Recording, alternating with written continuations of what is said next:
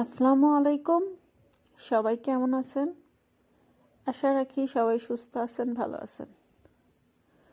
তো আজকে একটি রেসিপি শেয়ার করব, খুবই সাধারণ উপকরণ দিয়ে সাধারণ একটা রেসিপি, কিন্তু বিশ্বাস করবেন খেতে অসাধারণ লাগে।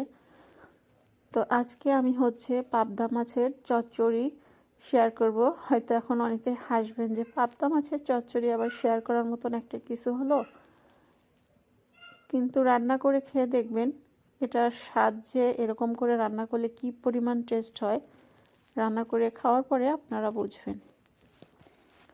যাই হোক, এখানে আমি নিয়েছি ছোট সাইজের যে পাবদাগুলো আছে ওইগুলা, বেশি বড় সাইজের নেবেন না, ছোট ছোট পাবদা একটু বেশি পরিমাণে নেওয়ার চেষ্টা করবেন।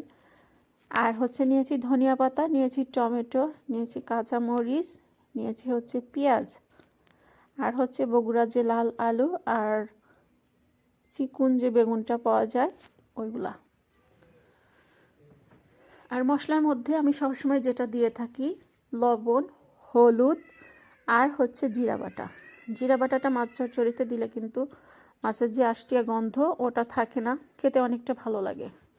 তো মরিচ, পেঁয়াজ, হলুদ, লবণ এগুলা দিয়ে আর জিরা বাটা দিয়ে আর পরিমাণ মতো তেল দিয়ে আমি বেশ অফ ক্যামেরাতে চটকে চটকে সবজিগুলোকে মেখে নিয়েছি। মেখে নেওয়ার পরে আবারও মাছ দিয়ে সুন্দর করে একসাথে মেখে পরিমাণ মতো পানি দিয়ে চুলায় বসিয়ে দিয়েছি। তারপরে চচ্চড়িতে যখন এরকম বলক উঠে আসছে, পানি উপরে উঠে আসছে, ঠিক সেই সময় দিয়ে দিয়েছি টমেটো, আর তার সাথে দিয়েছি ধনিয়া পাতা। তারপরে পানিটাকে একেবারে শুকায়া পোড়া পোড়া টাইপের হয়ে গেলেই রান্নাটা রেডি।